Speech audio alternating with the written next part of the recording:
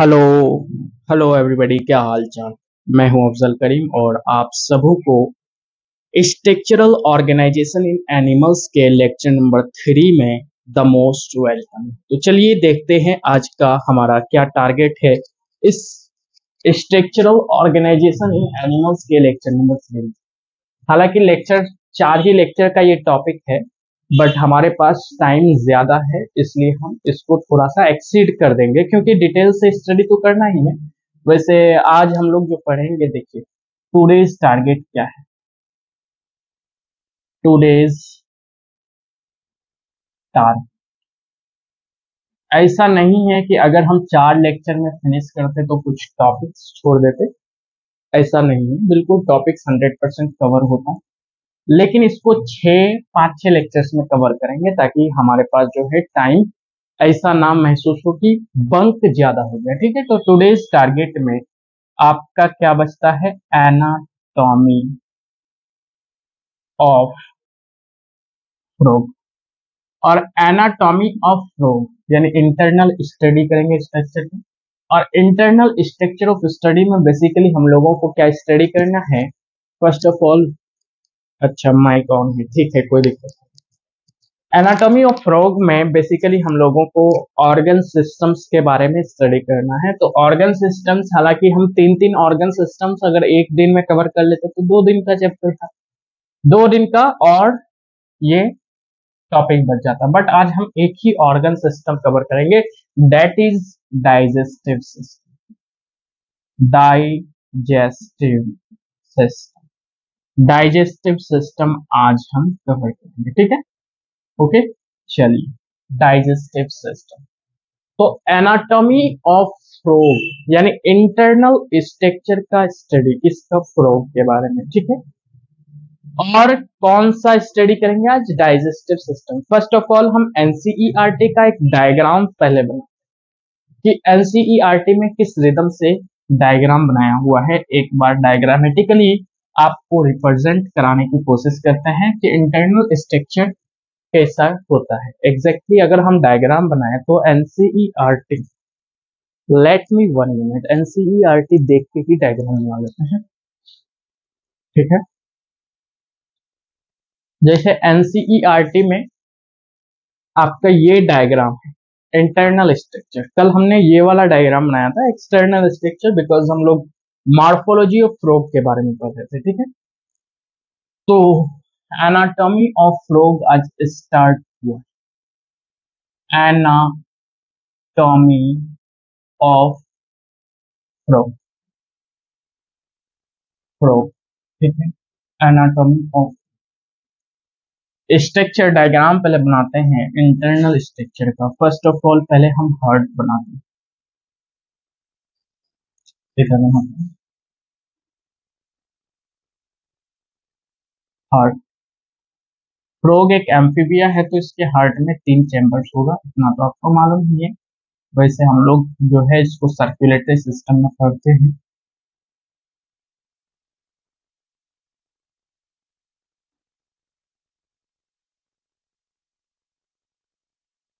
ठीक है।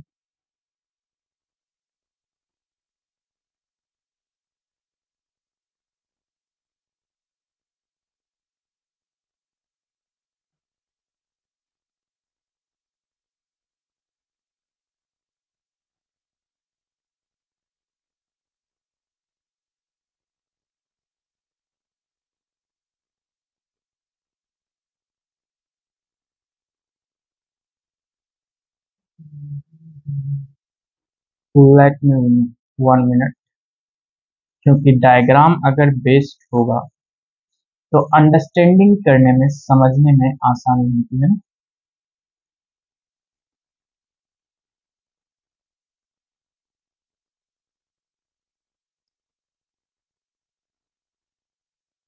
ठीक है।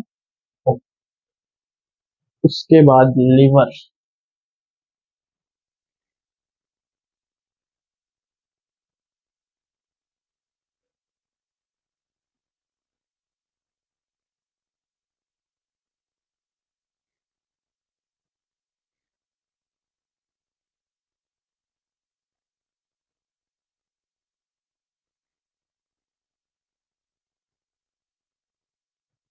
ठीक है, लंग्स बना लेते हैं, लंग्स, एक लंग, दूसरा लंग। ओके, उसके बाद गॉल ब्लैडर यहाँ पे बना लेते हैं, गॉल ब्लैडर,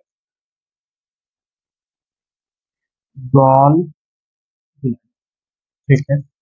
उसके बाद डाइजेस्टिव सिस्टम का पार्ट देख लीजिए, आज इसी पार्ट के बारे में पढ़ेंगे। एसोफेगस से स्टार्ट किए, ठीक है, लीवर के नीचे से होता हुआ जाएगा, ठीक है, जो कि स्टमक को लीड करेगा, किसको लीड करेगा, स्टमक को लीड करेगा, स्टमक को लीड करेगा,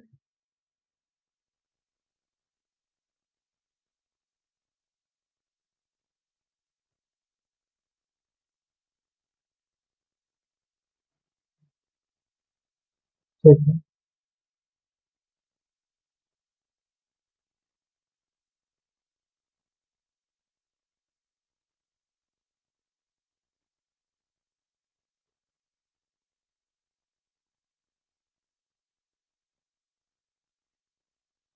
ये हो गया आपका ट्रैक। ओके, उसके बाद जो है urinary bladder, if we draw the urinary bladder, तो यूरिनरी ब्लैडर कुछ ऐसे,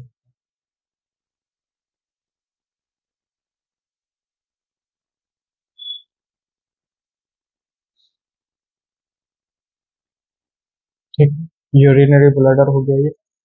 यूरेटर, क्योंकि ये किडनी है आपका, ठीक है, तो इससे कनेक्टेड यूरेटर जो कि ओपन होगा किसमें, रेक्टम। और कहीं पर कुछ छूटा है क्या, हाँ, फैट बॉडीज भी बना सकते हैं, फैट बॉडीज किडनी के ऊपर में हम लोगों का एड्रिनल ग्लैंड होता है ना, मालूम होगा ना, एड्रिनल ग्लैंड हम लोगों में किडनी के ऊपर में प्रेजेंट, लेकिन यहाँ पे एड्रिनल ग्लैंड नहीं होता, फैट बॉडीज होता है।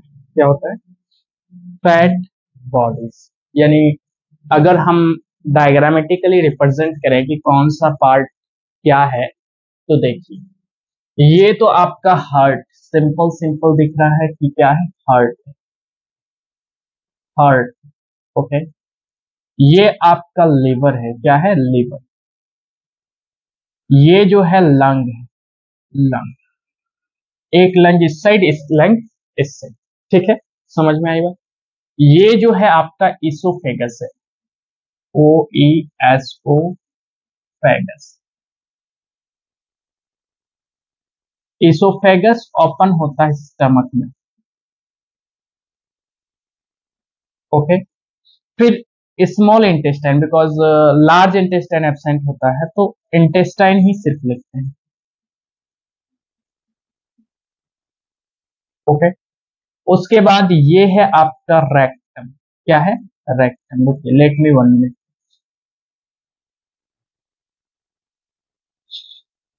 रेक्टम यहां से लिखते हैं,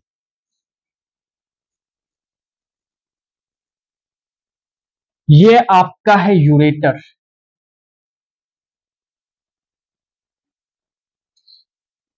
ये आ, आपका है किडनी, और ये है fat bodies, fat, fat bodies.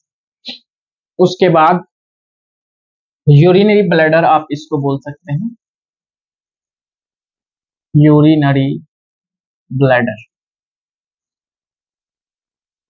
Let me 1 minute, क्योंकि एक बार विजिबल है कि नहीं वो देख लेते हैं, क्योंकि अगर नीचे में विजिबल नहीं है तो फिर ये प्रॉब्लम वाली बात हो जाएगी।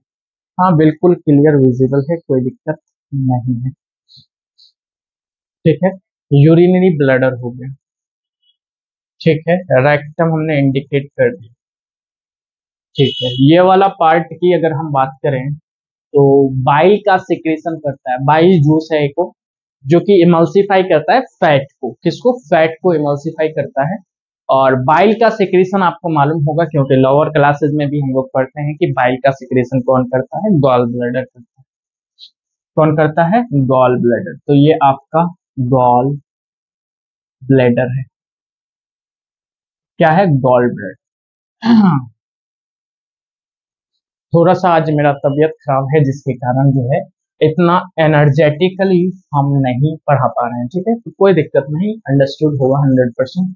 उसके बाद कोई पार्ट छूटा तो नहीं? हाँ, क्लोएका और क्लोएकल अपर्चर छूट गया ना। क्लोएका अगर विजिबल है तो ये वाला जो पार्ट है ना क्लोएका है। क्या है? Cloaca,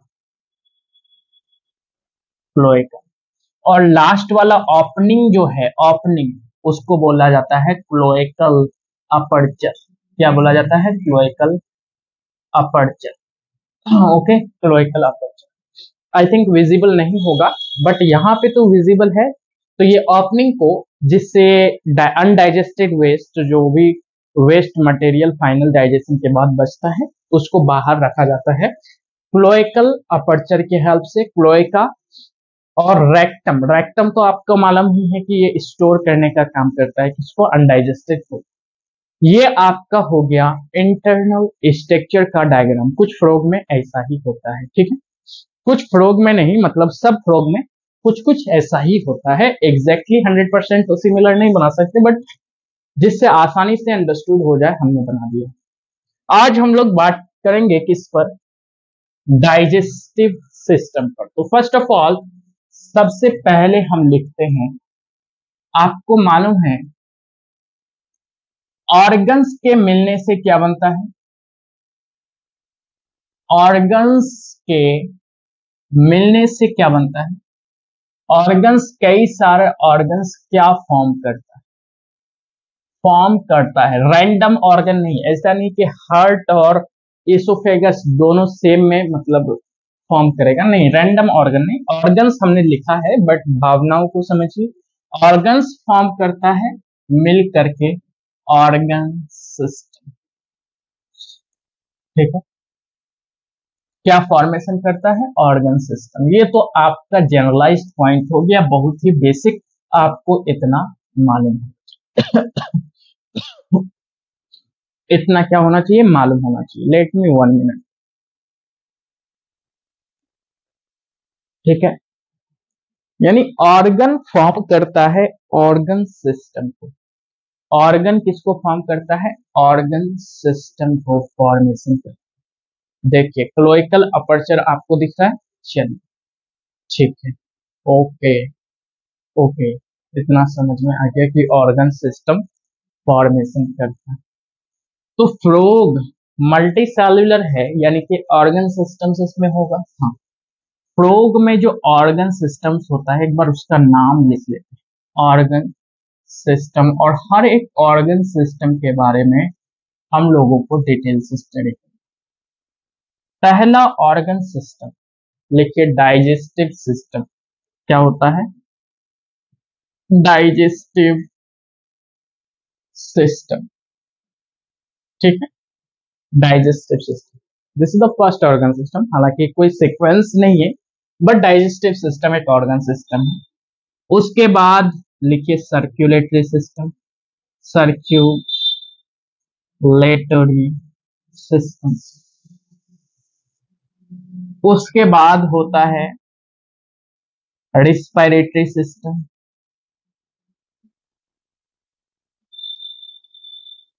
respiratory system. फिर लिखिए नर्वस सिस्टम, सिस्टम। फिर लिखिए नर्वस सिस्टम हो गया, एक्सक्रीटरी सिस्टम। क्या? Excretory system, excretory system. उसके बाद एक और सिस्टम होता है, डेट इज कॉल्ड, आर से क्या होता है? Reproductive system. क्या? Reproductive system. रिप्रोडक्टिव सिस्टम के बारे में क्लास 12th का आई थिंक बायो के चैप्टर नंबर 3 में डिटेल से दिया हुआ है, बट फ्रोग के बारे में नहीं, ह्यूमन रिप्रोडक्टिव सिस्टम, ठीक है। तो वहां पे तो हम इसको स्टडी करेंगे। और ये चार, ये पांच जो है एनिमल्स के केस में, एनिमल्स में ह्यूमंस के केस में, ओके, ह्यूमन फिजियोलॉजी यानी क्लास 11th के लास्ट यूनिट में दिया हुआ है, ठीक है। डाइजेस्टिव सिस्टम, सर्कुलेटरी सिस्टम, हालांकि अभी डाइजेस्टिव सिस्टम रिमूव हो चुका है, बट ये चार जो है circulatory, respiratory, nervous and excretory system दिया हुआ है, ठीक है।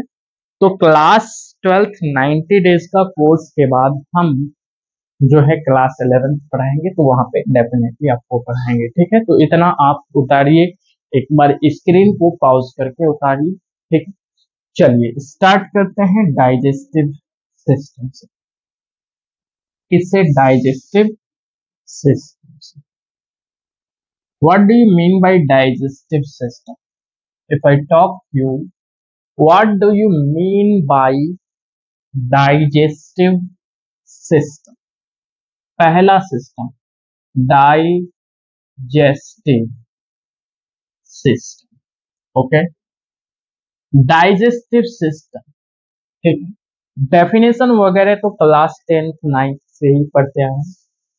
लिखिए, digestive system consist of two parts. Consist of, क्या क्या होता है? कंसिस्ट, पहला होता है आपका एलिमेंट्री कैनाल। Alimentary canal. और दूसरा होता है डाइजेस्टिव ग्लैंड्स। क्या होता है? Digestive, digestive glands, okay. Alimentary canal और डाइजेस्टिव ग्लैंड्स, ये दो पार्ट होता है जिसके मिलने से डाइजेस्टिव सिस्टम का फॉर्मेशन, जिसके मिलने से क्या होता है? डाइजेस्टिव सिस्टम का फॉर्मेशन होता है। जिसके मिलने से डाइजेस्टिव सिस्टम का फॉर्मेशन। डाइजेस्टिव ग्लैंड में जैसे कि आपका हो गया क्या, गैस्ट्रिक ग्लैंड्स, ग्लैंड जो कि HCl और गैस्ट्रिक जूस का सिक्रेशन करता है। किसका? HCl और गैस्ट्रिक जूस। जब हम डिटेल से स्टडी कराएंगे ना तब हम पढ़ेंगे, ठीक है। गैस्ट्रिक ग्लैंड्स हो गया, जैसे आपका लीवर हो गया। लीवर आपको मालूम है ना, लीवर क्या सिक्रेट करता है। उसके बाद जो है पैनक्रियाज हो गया, पैनक्रियाज हो गया, पैनक्रियाटिक जूस का सिक्रेशन करता है। और एलिमेंट्री कैनाल कहां से लेके कहां तक? ये तो डाइजेस्टिव ग्लैंड्स यानी कि जो सिक्रीशन करे, जो सिक्रेटरी ग्लैंड्स होता है, जो हेल्प करता है भोजन को पचाने में, भोजन को पचाने में हेल्प। लेकिन एक्चुअली एलिमेंट्री कैनाल होता क्या है, जो कि डायग्रामेटिकली आपको रिप्रेजेंटेड है कि ईसोफेगस से लेकर के क्लोएकल अपर्चर तक, ईसोफेगस से लेकर के क्लोएकल अपर्चर तक जो है सारा का सारा पार्ट किसके अंतर्गत आएगा? एलिमेंट्री कैनाल के अंतर्गत आएगा। किसके अंतर्गत आएगा? एलिमेंट्री कैनाल के अंतर्गत आएगा, हाँ। लेकिन आप देख रहे होंगे कि माउथ और बकल कैविटी ये भी एलिमेंट्री कैनाल के अंतर्गत ही आता है, बट उसको डायग्रामेटिकली रिप्रेजेंट नहीं किया है, बिकॉज माउथ और बकल कैविटी जो है मॉर्फोलॉजिकली दिखता है, तो हम एनाटॉमी बनाए हैं ना फ्रॉग का, इसलिए एलिमेंट्री कैनाल्स में क्या क्या होता है?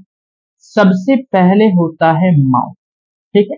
Arrangement from outer to inner, outer to inner, ठीक है। क्या होता है? माउथ होता है। और माउथ लीड करता है बकल कैविटी। किसको? बकल कैविटी को, ऐसे लिख, बकल कैविटी को लीड। अब जो है बकल कैविटी लीड करता है इसोफेगस को। किसको? Oesophagus, oesophagus, okay. और इसोफेगस किसको लीड करता है? स्टमक को लीड करता है, जो डायग्रामेटिकली आप देख सकते हैं, यानी इसोफेगस लीड्स टू स्टमक, और स्टमक लीड्स टू इंटेस्टाइन। लेकिन लार्ज इंटेस्टाइन फ्रॉग में नहीं होता। फ्रॉग में लार्ज इंटेस्टाइन क्यों नहीं होता? आगे इसके बारे में एक्सप्लेनेशन देखेंगे। कि फ्रॉग जो है कार्निवोरस है। क्या है? कार्निवोरस है। तो स्टमक के बाद क्या है? इंटेस्टाइन। कौन सा वाला? स्मॉल वाला। यानी stomach leads to small intestine. Okay. और स्मॉल इंटेस्टाइन किसको लीड करता है? रेक्टम को लीड करता है। Leads to rectum. क्या इधर विजिबल है? एक बार देख लेते हैं क्योंकि क्लियरिफाई हो जाएगा कि विजिबल है कि नहीं। ठीक। हाँ बिल्कुल। रेक्टम थोड़ा सा ऊपर लिख लेते हैं। स्मॉल इंटेस्टाइन किसको लीड करता है? रेक्टम को लीड करता है। स्मॉल इंटेस्टाइन किसको लीड करता है? रेक्टम को लीड करता है। और रेक्टम जो है क्लोएका को लीड करता है। हाँ, क्लोएका को लीड करता है। और क्लोएका किसको लीड करता है भाई? क्लोएकल अपर्चर को लीड करता है। यानी cloacal aperture. APERTURE aperture. APERTURE aperture. Is it clear और नॉट? एक बार आप क्विकली इसको नोट डाउन कीजिए, फिर आगे बढ़ते हैं। ठीक है।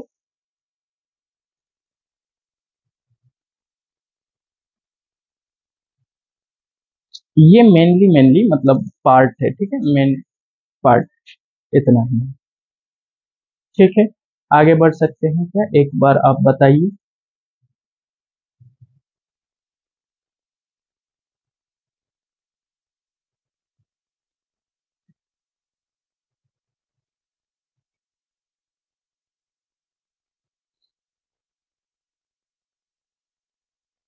चल चल आगे बढ़ सकते हैं। Okay. Mouth, buccal cavity, oesophagus, stomach, small intestine और रेक्टम एंड। एक बार थोड़ा थोड़ा जो है ना, इसके बारे में देख लेते हैं पहले। ठीक है, किसके बारे में? Alimentary canal. एलिमेंट्री कैनाल के बारे में एक दो पॉइंट हम लोग लिख लें। एलिमेंट्री कैनाल हेडिंग डालिए, एलिमेंट्री कैनाल।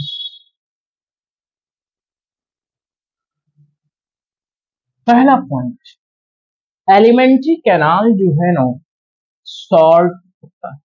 क्या होता है? शॉर्ट। अगर रीजन पूछे कि क्यों alimentary canal of frog short होता है, शॉर्ट मतलब छोटा, तो रीजन बिहाइंड इट की बिकॉज, आप लिखिएगा because the frog is frogs frog is carnivorous. Frog क्या है? Carnivorous. The frog is carnivorous. Point is notable. Frog carnivorous होने के कारण इसका एलिमेंट्री कैनाल छोटा होता है, क्योंकि क्रॉप एंड गिजार्ड वगैरह नहीं होता है, जो कि आपका कॉकरोच में होता है। अगर कॉकरोच पढ़ाते हैं, हालांकि अभी जो है चैप्टर डिलीट हो चुका है तो फिर हम नहीं पढ़ाएंगे, लेकिन कॉकरोच अगर पढ़ाते हैं तो आपको बताते हैं कि क्रॉप एंड गिजार्ड्स इसमें होता है, कई सारे पार्ट्स होते हैं। तो शॉर्ट एलिमेंट्री कैनाल होता है। क्यों होता है? Because the frog is carnivorous. Okay sir, alimentary canal short. चलिए, अब एक एक बार करके क्या आप एक्सप्लेन कर सकते हैं माउथ को? First part of alimentary canal is mouth. Sir हम नहीं जानते हैं माउथ किसको। Mouth that leads to the, mouth किसको बोलते हैं? आप लिख सकते हैं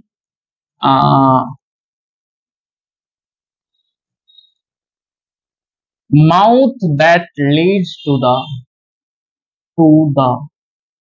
बकल कैविटी। कैविटी यानी बकल कैविटी में जाने के लिए जिस पासेज का, जिस रास्ते का यूज होता है, मतलब जिसके, मतलब आप यूं बोलिए कि अगर हम बोले कि दरवाजा का डेफिनेशन दीजिए, तो दरवाजा आप क्या बोलेंगे? जिससे हम कमरे के अंदर आ सकते हैं और जा सकते हैं। अगर दरवाजा नहीं होता तो हम कमरे के अंदर ना तो आ सकते थे ना तो जा सकते, ठीक है। अगर वॉल होता फुली तो हम लोग बाहर भी नहीं जा सकते और ना ही अंदर आ सकते। उसी तरीके से माउथ है जो किसको लीड करता है? बकल कैविटी को। यानी आप एक दरवाजा का कंपैरिजन इससे कर सकते हैं। और Baikal cavity, cavity is nothing but a room. और रूम में क्या होगा? अगर हम बोले कि सर माउथ का तो हो गया, माउथ हम समझ गए, जिसके रास्ते, जिस रास्ते से हम बकल कैविटी से जाते हैं उसको माउथ बोलते हैं, ठीक। अब बकल कैविटी क्या है सर? कमरा क्या है? कमरा क्या है? बकल कैविटी क्या है? कमरा क्या है? कमरा जो है वो एक ऐसा cavity where humans are present. यानी कमरा का डेफिनेशन, कमरा जहां पे हम सामान वगैरह या फिर हम खुद रह सकते हैं। उसी तरीके से buccal cavity, a cavity where a muscular, where a large, लिखिए large muscular tongue is present. Buccal cavity हो गया क्या? Tongue is where a large muscular tongue is present, that is called buccal cavity. Buccal cavity में tongue होता है। अच्छा ठीक है सर, बकल कैविटी लीड करता है इसोफेगस को। हाँ, इसोफेगस को लीड करता है। इसोफेगस क्या है? चलिए लिखते हैं इसोफेगस के बारे में।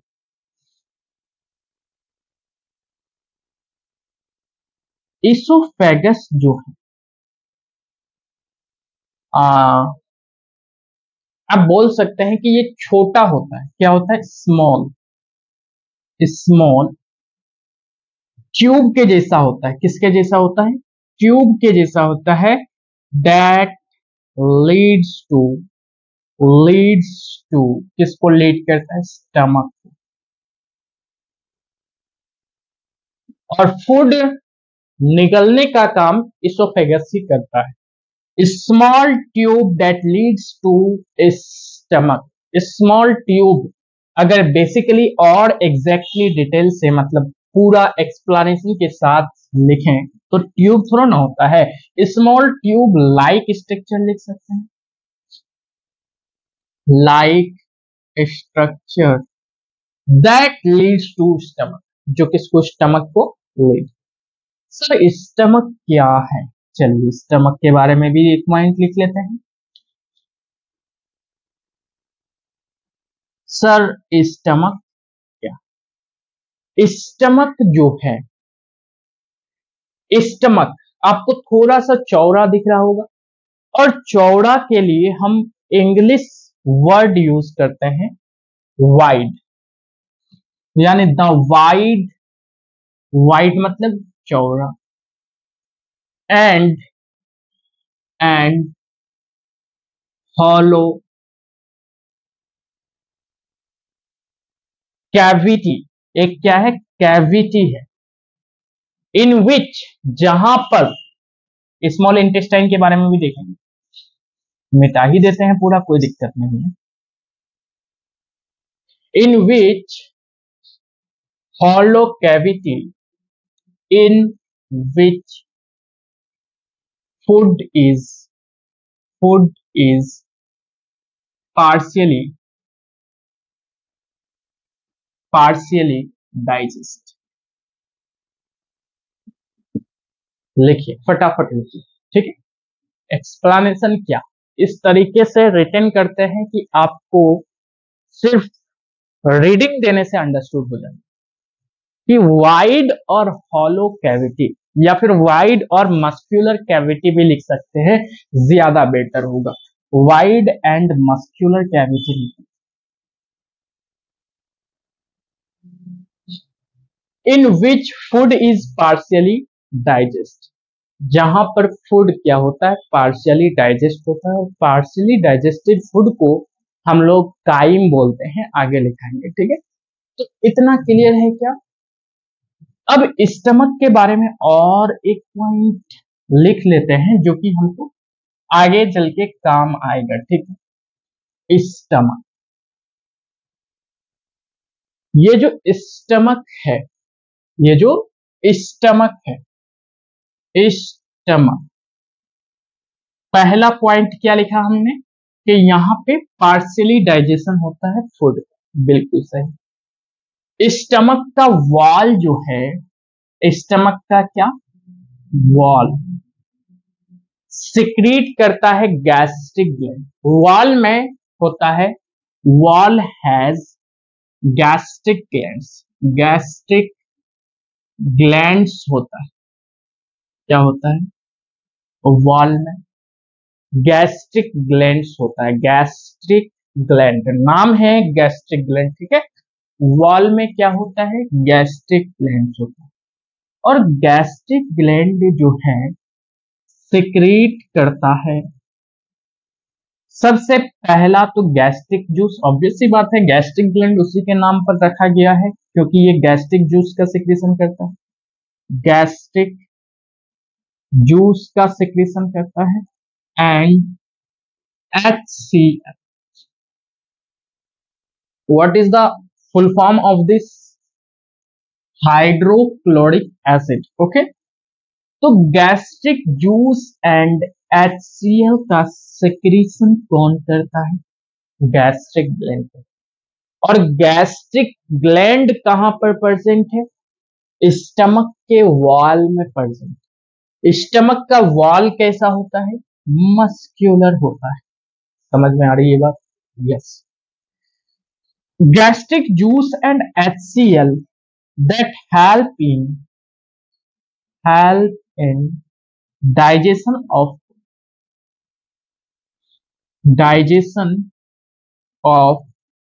food, फूड के डाइजेशन में हेल्प करता है। इज इट क्लियर और नॉट, एक बार क्विकली आप लोग उतारिए, उसके बाद हम आगे चलते हैं स्मॉल इंटेस्टाइन।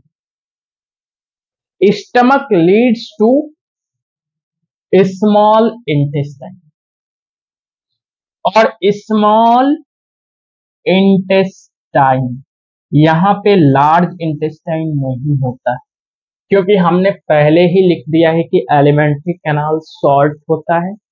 क्यों शॉर्ट होता है, because the frog is carnivorous, okay. Small intestine यहाँ पे प्रेजेंट होता है, लार्ज इंटेस्टाइन नहीं होता।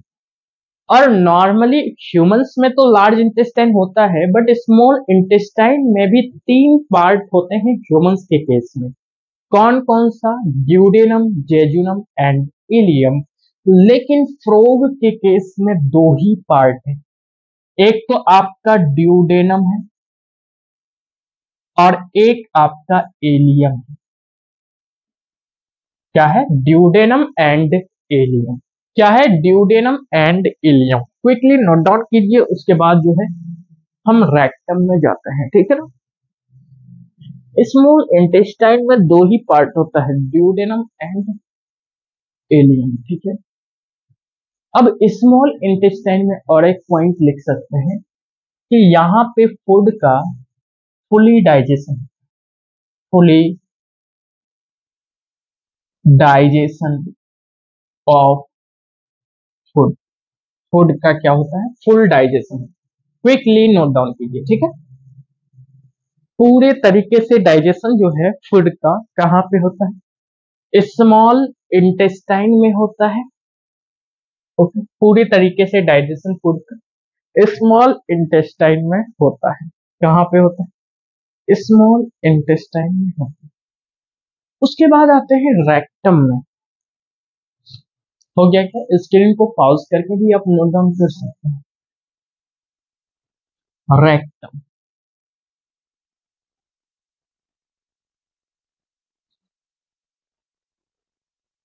Intestine leads to rectum. Okay, चलिए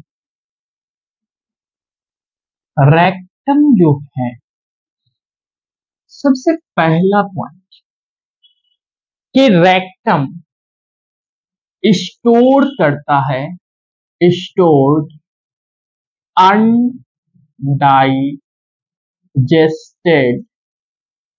सॉलिड वेस्ट को, सॉलिड वेस्ट को जिसको बाहर निकालना। Rectum stored undigested solid waste that is called rectum. जो अनडाइजेस्टेड यानी जो बिना पचा हुआ सॉलिड वेस्ट को, अब फूड नहीं बोल सकते हैं, बिना पचा हुआ फूड नहीं बोल सकते, उसको वेस्ट बोलेंगे क्योंकि वो शरीर से बाहर निकलेगा, ठीक है। तो उसको स्टोर कौन करता है? रेक्टम करता है। रेक्टम ना केवल अनडाइजेस्टेड फूड वेस्ट को ही स्टोर करता है, हालांकि वो जो है किडनी से जो भी एक्सक्रीटरी वेस्ट आता है ना, उसको भी यूरेटर के मदद से यहीं पे स्टोर होता है, यहीं पर स्टोर होता है, ठीक है। ओके सर, रेक्टम हो गया। उसके बाद rectum leads to cloaca. Rectum किसको लीड करता है? क्लोएका को लीड करता है। Rectum leads to cloaca. Next part क्या है? क्लोएका। क्लोएका, इसके बारे में क्या ज्यादा लिखें, क्योंकि क्लोएका पुशअप करता है, अनडाइजेस्टेड सॉलिड वेस्ट को बाहर निकालने के लिए पुशअप करता है कौन? क्लोएका। तो क्लोएका के बारे में लिखते हैं कि ये लीड करता है to cloacal aperture. Cloacal aperture किसको लीड करता है? क्लोएकल अपर्चर को लीड करता है। ओके, क्लोएकल अपर्चर को लीड करता है। और the final part is cloacal aperture. Final part is cloacal aperture. Cloacal aperture जो है, आप लिख सकते हैं undigested, undigested solid waste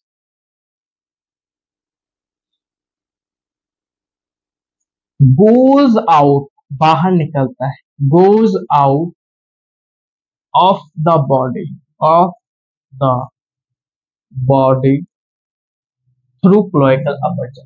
undigested solid waste goes out of the body through cloacal aperture.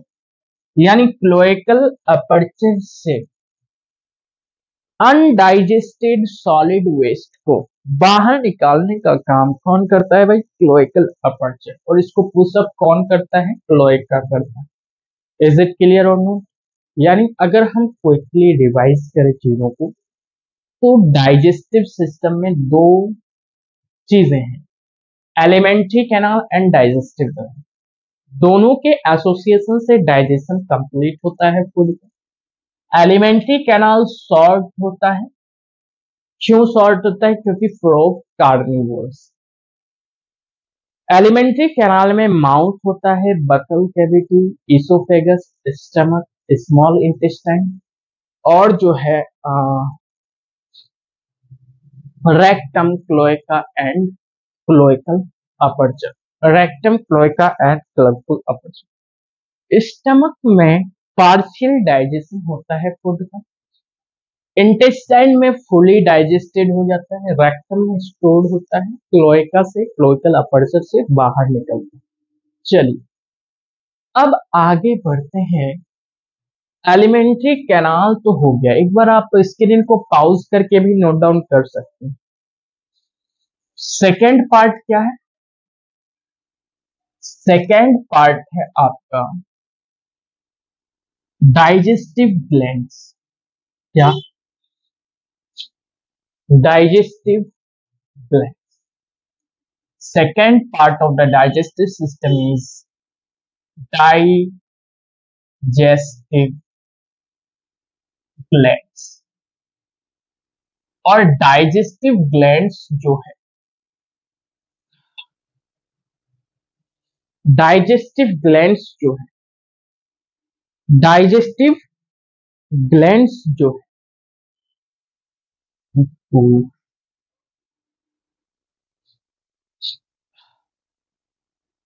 इसमें पहला ग्लैंड है गैस्ट्रिक ग्लैंड, ऐसे गैस्ट्रिक ग्लैंड्स।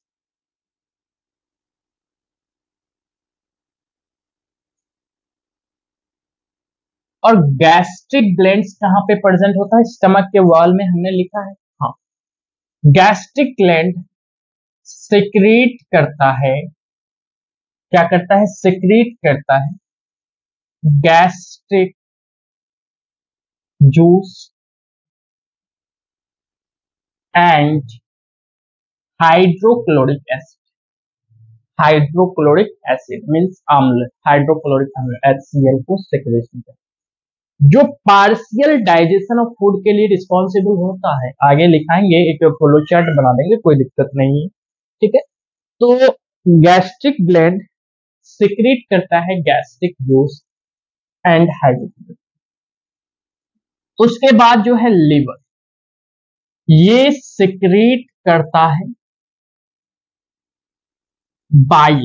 बाइल जूस आप लिख सकते हैं या बाइल भी लिखें तो कोई दिक्कत नहीं।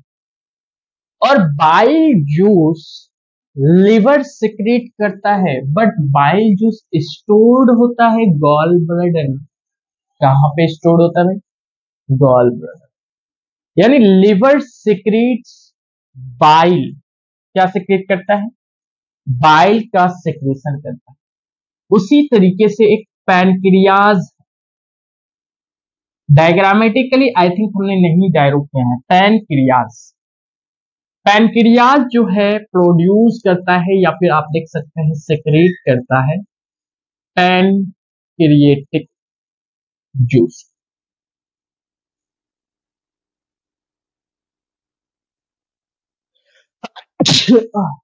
सॉरी,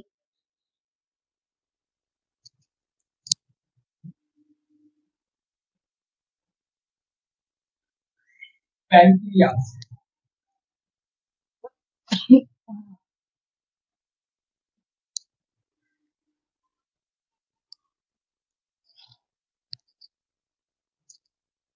पैनक्रियाज क्या करता है? सिक्रीट करता है पैनक्रिएटिक जूस, बाइल और पैनक्रिएटिक जूस।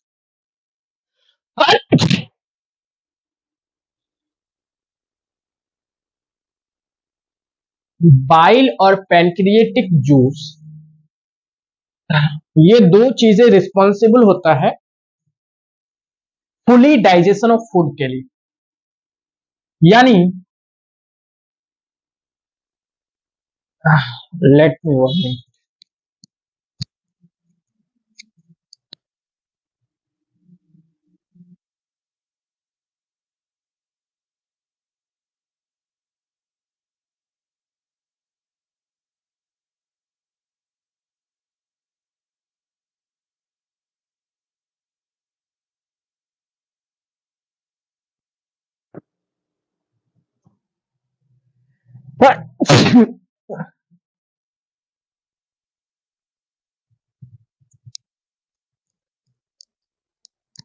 हाँ, तो ये तीन डाइजेस्टिव ग्लैंड्स है, ठीक है। पार्शियल डाइजेशन के लिए रिस्पॉन्सिबल होता है आपका gastric juice and hydrochloric acid. Liver और पैनक्रियाज जो फुली डाइजेशन के लिए रिस्पॉन्सिबल होता है। Is it clear on? Yes, okay okay. अब आगे बढ़ते हैं, चलिए। तो ये थी आपका डाइजेस्टिव ग्लैंड्स, तीन ही डाइजेस्टिव ग्लैंड्स, और तीन का स्टडी आपको डिटेल से करना है, ठीक है। अब हम एक अगर फ्लो चार्ट बनाएं कि फूड का डाइजेशन कैसे हुआ, फूड का डाइजेशन कैसे हुआ, तो देखिए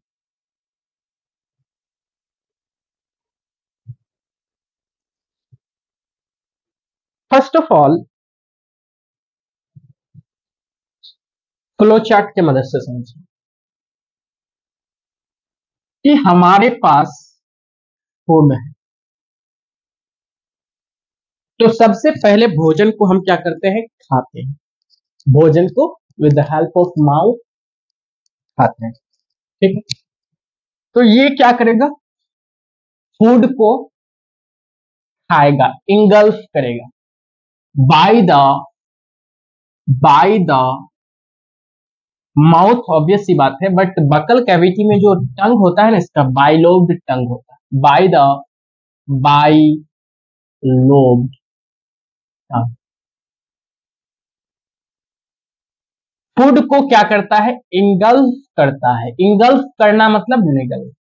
बाय द बाइलोब्ड टंग, अपने बाइलोब्ड टंग, स्नेक्स के जैसा कुछ टंग होता है अगर आपने देखा है तो। बाइलोब्ड टंग के हेल्प से फूड को क्या करता है, इंगल्फ करता है।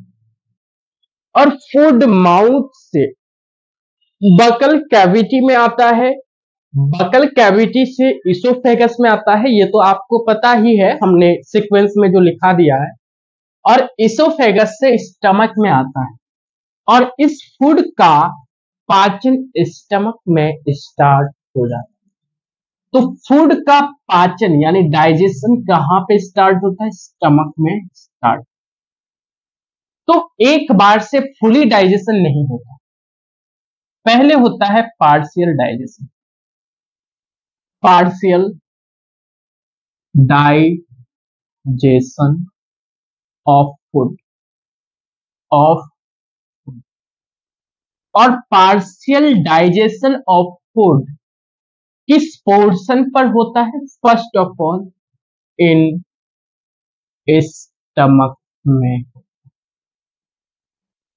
फूड के पार्शियल डाइजेशन के लिए रिस्पॉन्सिबल कौन है, स्टमक में जो आपका गैस्ट्रिक ग्लैंड्स प्रेजेंट, यानी आप लिख सकते हैं with the help of gastric glands लिखिए, या gastric juice and HCl। Is it clear हो गया। उसके बाद पार्शियली डाइजेस्टेड फूड, जिसको कॉल्ड क्या बोल सकते हैं, कॉल्ड काइम बोलते हैं। क्या बोलते हैं, काइम। काइम क्या बोला जाता है, काइम बोला जाता है। और ये काइम आगे जाता है इंटेस्टाइन में, और यहां पे फुल डाइजेशन होता है, full digestion of food, of food. और फुल डाइजेशन ऑफ फूड कहां पे होता है, सबसे पहला पॉइंट कि ये आपका फुली डाइजेशन जो होता है इंटेस्टाइन में होता है, यानी in small intestine. Okay, small in small intestine with the help of, कौन कौन सा जूस इसमें रिस्पॉन्सिबल है, तो हम लिख सकते हैं कि गॉल ब्लैडर में स्टोर्ड कौन सा जूस है, बाइल जूस। अच्छा, bile juice and pancreatic juice, bile juice and pancreatic. Full digestion food का हो गया जितना होना था। अब फाइनली दो टाइप का कंपोनेंट बना, जितना फुली डाइजेस्टेड हो गया, यानी आपका एक बना क्या, डाइजेस्टेड फूड, और एक बना क्या आपका undigested food, undigested food. Okay, undigested food अगर बोलें तो फिर ये रॉन्ग हो जाता है, आप बोल सकते हैं undigested solid waste. solid waste. Undigested solid waste. Is it clear or not? Undigested solid waste. क्या? Undigested solid waste. एक बार आप इतना उतारिए, फिर हम ऊपर की ओर इसको लिखते हैं due to the lack of space in my board. हालांकि बोर्ड के नीचे तो काफी स्पेस है, बट कैमरा में विजिबल नहीं हो पाए। ठीक है, तो आप स्क्रीन पॉज करके इतना नोट कीजिए, उसके बाद आपको नीचे ही लिखना है। ठीक है, हाँ हाँ हाँ हाँ। क्या बना? फुली डाइजेशन जब हो गया कंप्लीट, तो डाइजेस्टेड फूड बना। हाँ, डाइजेस्टेड फूड बना। और ये डाइजेस्टेड फूड जो एब्जॉर्ब कर लिया जाता है, एब्जॉर्ब कहां पे? इंटेस्टाइन में ही। Absorb through the wall of intestine, absorb through the wall of intestine, wall of intestine. Exactly अगर वॉल देखें तो विलाई और माइक्रोविलाई होता है। Villi and micro cell the unit of life में इसकी चर्चा की गई है। ठीक है, तो विलाई एंड माइक्रोविलाई के थ्रू ये एब्जॉर्ब हो। अब जो अनडाइजेस्टेड सॉलिड वेस्ट है, undigested solid waste, solid waste ये क्या करता है? Undigested solid waste goes outside, goes outside to the body, to the body through cloacal aperture, cloacal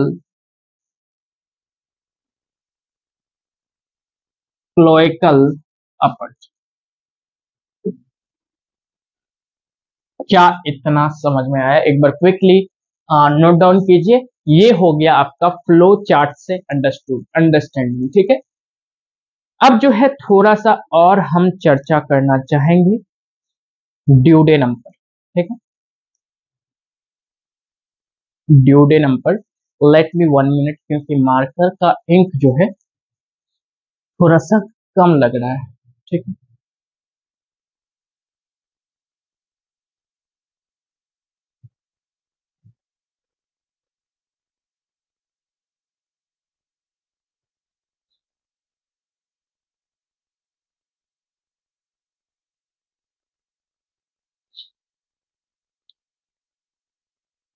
चलिए हो गया क्या?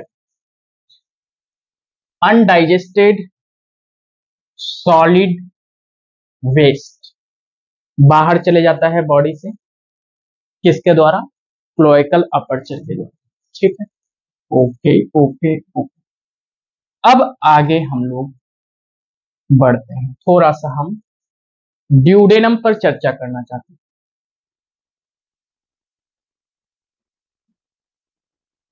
ड्यूडेनम क्या आपको अभी अभी हम लिखा है ड्यूडेनम? याद तो नहीं होगा, वैसे हम लिखा है अभी। ठीक, याद दिला देते हैं। Duodenum is the first part of small intestine, first part of small intestine, small intestine. Duodenum क्या है? सबसे पहला पार्ट स्मॉल इंटेस्टाइन का, क्योंकि इंटेस्टाइन शॉर्ट है ही, दो ही पार्ट है, इलियम और ड्यूडेनम। तो ये ड्यूडेनम क्या करता है? रिसीव करता है बाइल को and pancreatic juice.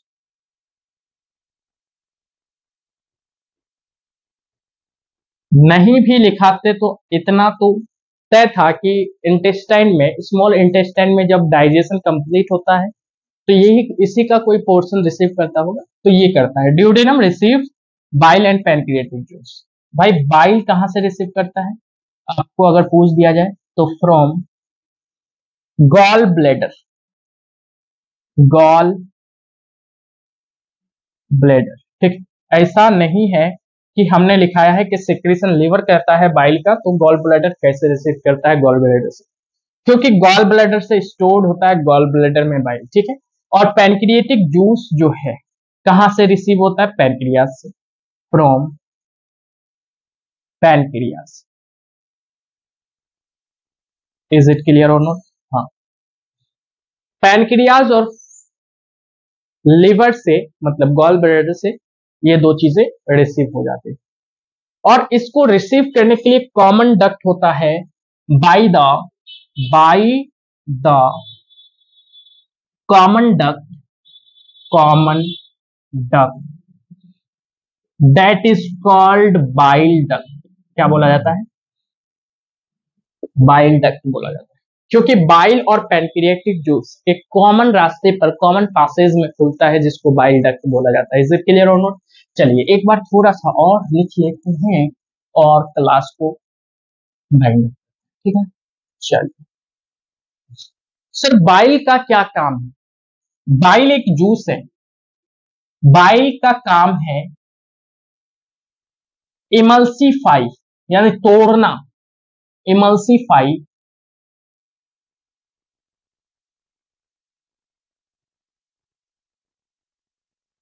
Emulsification of, किसको तोड़ता है, फैट, किसको, फैट। और पैनक्रिएटिक जूस क्या करता है, पैनक्रिएटिक जूस जो है ये इमल्सिफिकेशन करता है, इमल्सिफिकेशन करता है ऑफ, किसको,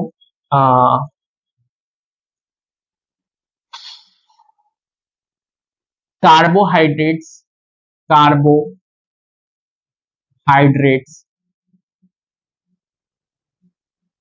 एंड प्रोटीन्स। क्योंकि फूड में तो आपको मालूम ही है फैट होता है, कार्बोहाइड्रेट होता है, प्रोटीन होता है। तो बाइल्स जो है इमल्सिफाई यानी तोड़ता है फैट को, और पैनक्रिएटिक जूस जो है ये इमल्सिफाई करता है कार्बोहाइड्रेट को। ठीक है, तो यही तक आज के क्लास को रखते हैं, क्योंकि मेरा तबीयत थोड़ा सा खराब है। तो फिर मिलते हैं नेक्स्ट वीडियो लेक्चर में, तब तक के लिए ओके बाय, थैंक यू। फिर भी 58 मिनट का हो गया ना।